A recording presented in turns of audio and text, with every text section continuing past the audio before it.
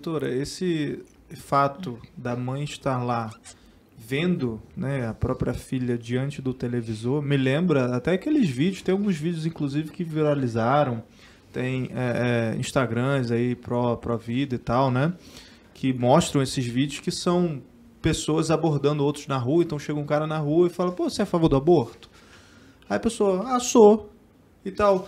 Aí você já viu como é que é um aborto? Aí o cara mostra um vídeo assim, e as pessoas ficam chocadas, porque elas não têm noção de como saindo pedaço de braço aspirar um bebê, da curetagem, de tudo aquilo de cortar um bracinho, sabe? De ver.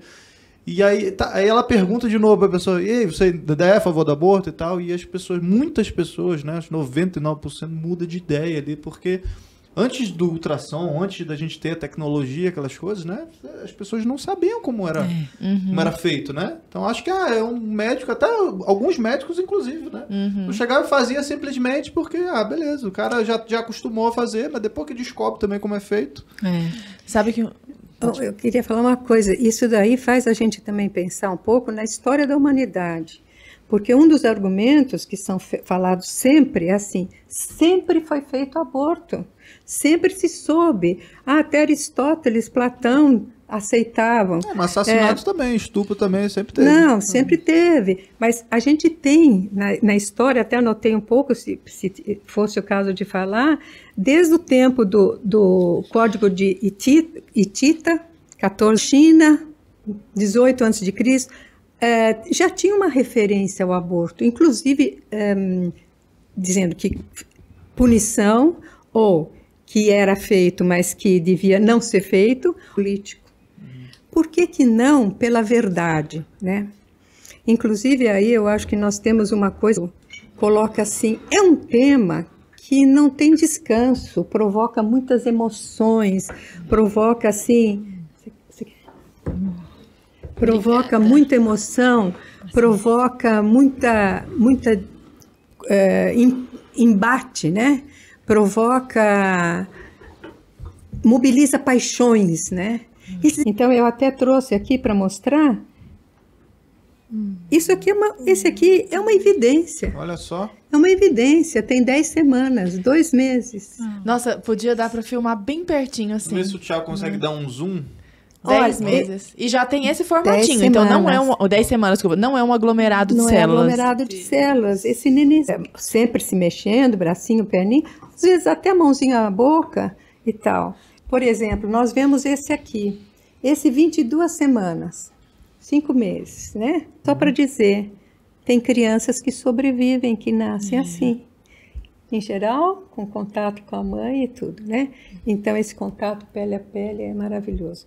Então, 22 semanas. E só antes de passar para você, lembrar que agora foi aprovado na Colômbia o aborto de uma criança de 26 semanas, 24, 26 semanas.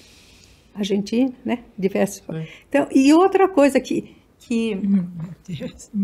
impressionante como também de 22 semanas para 26. Não, só cresceu. Não, mas o quanto cresce também, né? Porque, quer dizer, o aborto... E volta no argumento, como a senhora havia dito, né? Faz favor de você. Você, tá, desculpa. Como você havia... Ele ser miudinho, ele é só um aglomerado de células.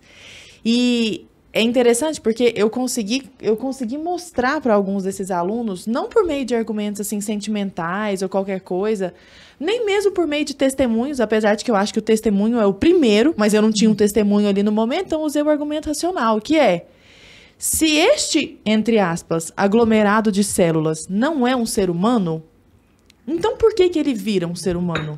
Não vai virar pepino, ele não vai virar outra coisa. Não vai virar uma cadeira. Exato. Ele é um ser humano em um estágio de desenvolvimento menor, mas ele é um ser humano. Imagina, o copo...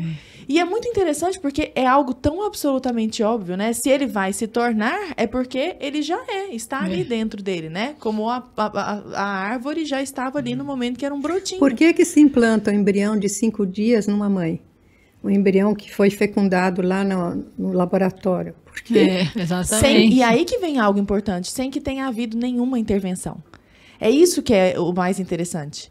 Porque senão a pessoa argumenta assim, mas então o espermatozoide sozinho É uma criança? Não, mas ele sozinho não já vira. chegou ao máximo de desenvolvimento e de especialização, né? Isso é algo, assim, fundamental, doutora. A senhora percebe... Nossa, gente, tô com dificuldade.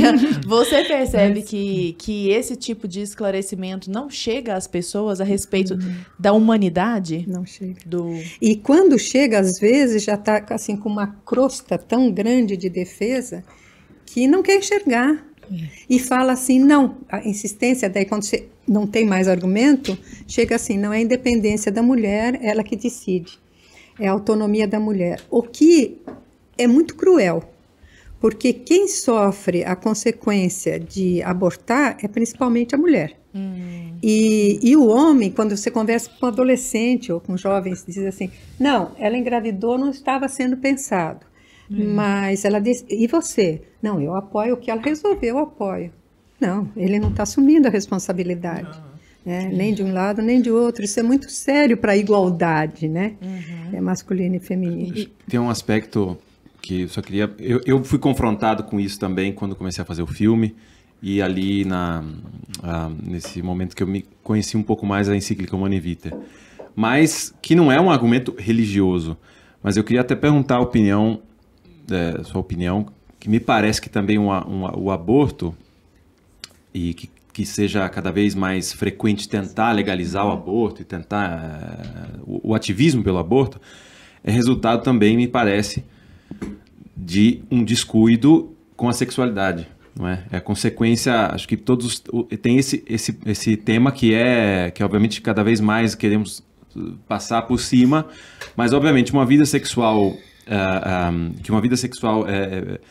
que seja realmente cuidada e que a sexualidade humana tenha a atenção necessária, que é completamente o oposto de liberar total, vamos libera geral, né? E por que não libera geral? Por pudor? Poderia ser também, e é também um argumento, e eu acho que já poderia até bastar, né? Um pai que cuida da filha, por exemplo, minha filha, não vai assim, não vai sair assim, porque está cuidando, né, da integridade, o corpo e a alma.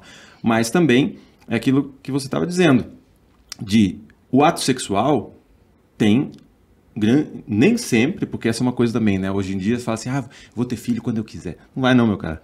Pode ser que porque a gente não tem controle. Todos os métodos podem falhar. Todos. Exato. Até a laqueadura. Exato. E se você fez sexo, você sabe. Não, e depois a parte oposta, porque a gente tem uma juventude, eu também faço parte, enfim, de uma geração que não, nem se fala, mas não falar, porque, enfim, não sei, não pode, decidem eles mesmos e tal, mas existe o fato que também tantos casais não conseguem ter filho depois, por vários motivos. Quer dizer, abortar ou também ter um filho não é uma coisa assim, eu tenho quando eu quero. Não é simples. De fato, minha mulher, a gente teve 2 abortos espontâneos, e ali, obviamente, a questão, e se não vieram os filhos? Acontece também.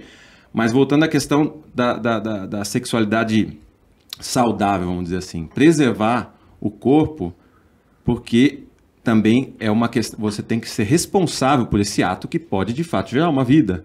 Então, é ali que é a questão, né, também. Não é assim, faz quando quiser e anticoncepcional e não sei o que. Não, porque a consequência é, graças a Deus, que bom que é do sexo da vida. Olha, é indispensável esse ponto que você falou, porque nessa aspiração de verdade, do bem e de felicidade que a pessoa humana procura, está o encontro com o outro, né? E a sexualidade e a doação de um para o outro, quando é só genital ou só por um estímulo externo de sentidos tal, você não encontra a resposta de uma realização, você encontra um orgasmo, uma ejaculação.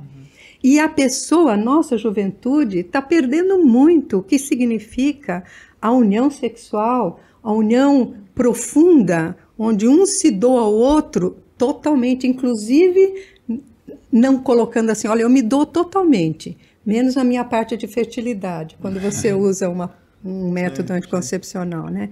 Quer dizer, a nossa sociedade, os nossos jovens estão perdendo o sentido mais profundo da sexualidade.